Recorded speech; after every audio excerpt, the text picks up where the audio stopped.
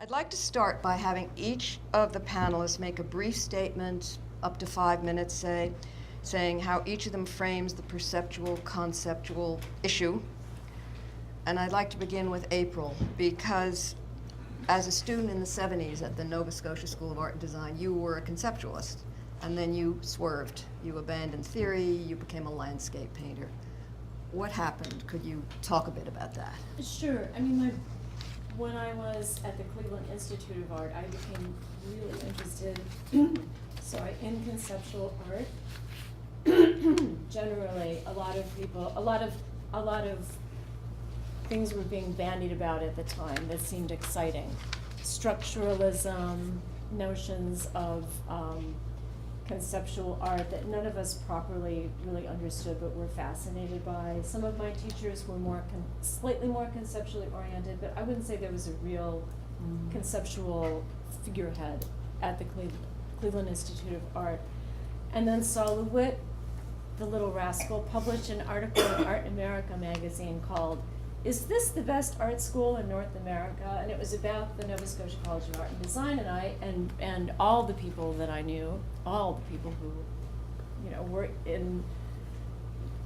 interested in becoming serious artists, read it and got very excited about it, and like many people, went there. And I actually applied very belatedly, but did get in, and then started with a class in Marxism, and I was just fascinated, and I was taking photographs, and I was making these photographs with texts underneath them. I was reading Piaget and Claude Lévi-Strauss, and I never made it to like Lacan and Baudrillard because something happened, which was that I, in brief, went overseas, saw a lot of museums I'd never seen, tried to look at mostly art from so-called primitive cultures, came back, tried to make objects that I thought were more archetypal and would relate to any kind of cultural imperative, realized that I was kidding myself,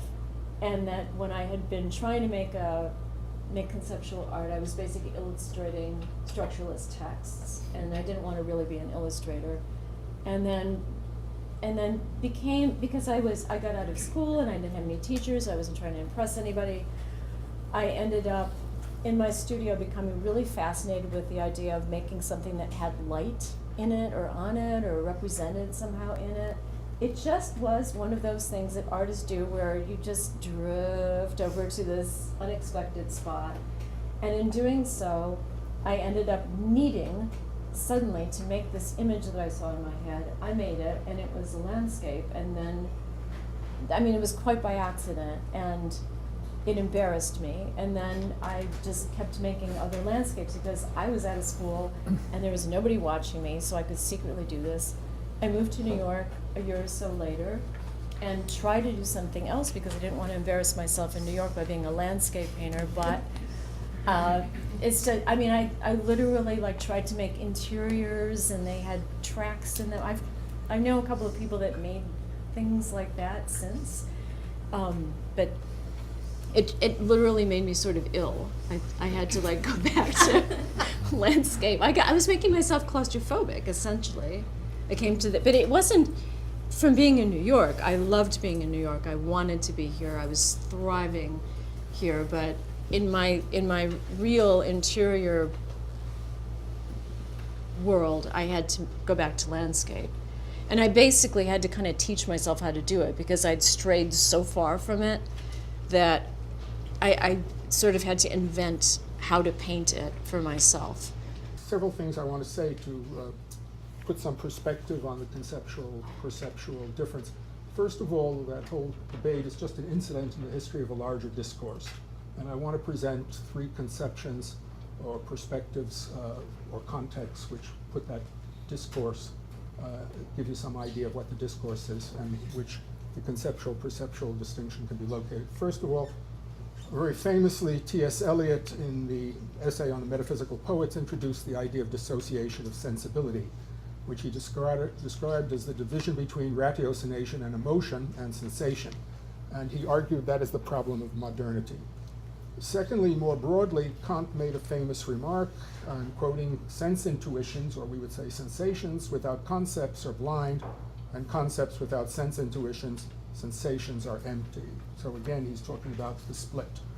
Third, to introduce the psychoanalytic idea of splitting, and I'm quoting from Kernberg now, "an inevitable means by which the infantile ego categorizes its pleasurable and unpleasurable experiences. Later, the same separation can come to serve a defensive purpose against intense ambivalence, even an inability to experience ambivalence. The ability to do so, that is, to tolerate contradiction and paradox, to hold opposing thoughts and opposing emotions together, managing their oscillating dialectic, is regarded as a sign of maturity." Analysts speak of having a high tolerance of maturity, a great capacity for ambivalence. Now, it seems to me that the 20th century conceptualists lack the capacity for ambivalence, and as such have a peculiarly immature understanding of art. They split art into conceptual and perceptual camps, and discard the inferior perceptual half for Kossuth painting, and I'll come to him in a moment, for Wiener, whom you quoted earlier in the text you gave us, more particularly expressionism, which he vehemently calls fascist and subject and repugnant, and dismisses what he calls all subjective art, while elevating the superior conceptual half as the essence of art. You can see in this dubious Solomon's wisdom the elevation of ratiocination at the expense of emotion and sensation, not to say a thin echo of Duchamp's distinction between retinal art meant to please the eye, Matisse was his example, and art in the service of the mind, presumably his, indifferent to pleasure. You can see in Duchamp's distinction a distant echo of Plato's distinction in his myth of the divided line between low-down sense experience and impure artistic illusion and high-up intelligibles or pure forms. It seems clear that the conceptualist attack on perceptual art is an attack on pleasure, and with that on art devoted to the human body, the sight of which arouses emotions and promises pleasure when it's naked, especially if the experience is beautiful. Think of how much art has been devoted to the human body, the human figure. I am arguing that the conceptualists are rejecting the whole history of art insofar as it deals with lived experience and the human life world. I also think they're involved in what the rejection of Renaissance beauty that Barnett Newman spoke of. He's one of the figures who did. They called these, or also they carry the so-called dehumanization of art and modernity to a nihilistic extreme.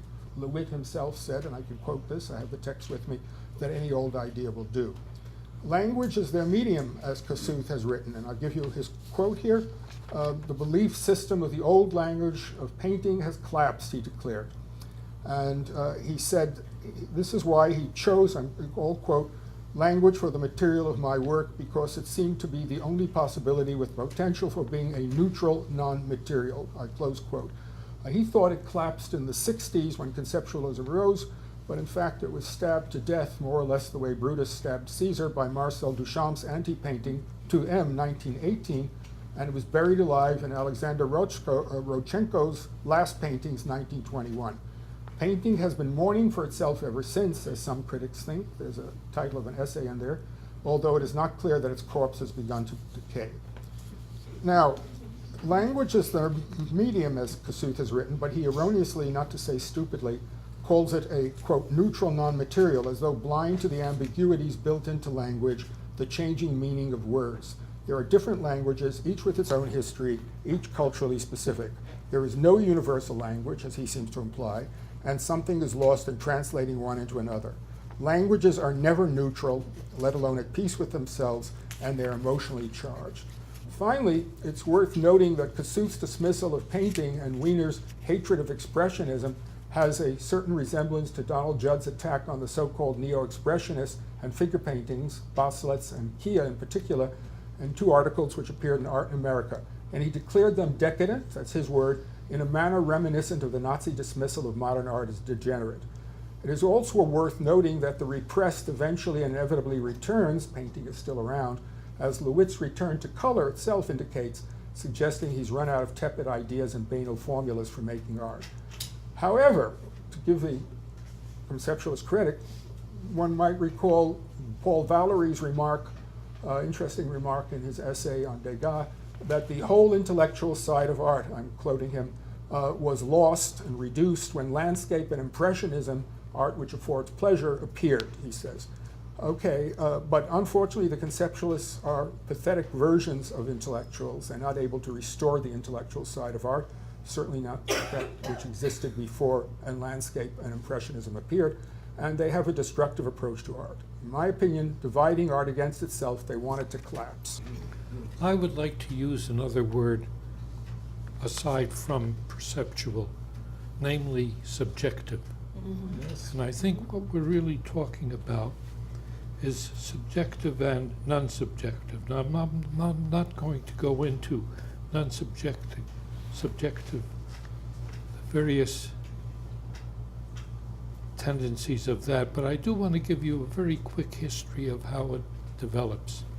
Abstract expressionism was essentially a subjective art, where the artist attempted to somehow portray his identity, himself, his moods, his emotions, his hang-ups, whatever. This changes in the 1950s when there's a reaction against this kind of subjectivity in the work of Rauschenberg and Johns. And what they do is to still hold on to some of the painterly qualities of abstract expressionism, but they turn this inward looking out into outward looking into the environment. And it's again a reaction against subjectivity and also a reaction against the artist's commitment of himself in the work of art, his subjective commitment. And you get this idea very directly expressed in a remark of Jasper Johns, in which he talks about the stink of artists' egos. And you get some of the passion that comes in an attempt to look out at the world and reduce the artist's subjectivity. This is carried, I think, even further, and we're still in painting now, around 1959 in the work of Frank Stella, where what Stella does is utterly reject subjectivity and opt for objectivity, for the thingness of art, the art as a thing. And you get this further carried out and developed in minimal sculpture, where they take Stella's idea and they say, we can make it even more thing-like in sculpture than we can in painting. Underlying your minimalist art, there is always an idea. And if you abstract that idea from the object, you can end up with conceptual art. And the first essay defining conceptual art is the very famous essay by Sol Lewitt that appeared in Art Forum. Sol's own work is very interesting because it's purely perceptual, except when you look at it, the ideas suddenly begin to disappear under your perceptual experience of the work, which is very interesting. His idea was very simple. If you have to express an idea, you express that idea without any deviation whatsoever. It was a purely conceptual art. And it led, I think, to some very interesting painting. If one thinks of Lawrence Weiner, of early Mel Bachner, Joseph Kosuth, I could mention others as well. And this is just another tendency in art. But I think we have to understand that all of these tendencies that I've been explaining in a kind of progression of isms through the 50s into the 60s actually exist side by side. And the situation today is absolutely pluralistic, where all of these tendencies exist pretty much together, including painting. And I just jotted down this wonderful week in painting, where we not only had the work of April Gornik, which is absolutely beautiful and must not be missed, but we also had the work of Rashid Johnson, superb show of Charles Hinman, of Gregory Amendoff, of Jacob Hashimoto. And if there is any idea that conceptual art attacked or even wiped out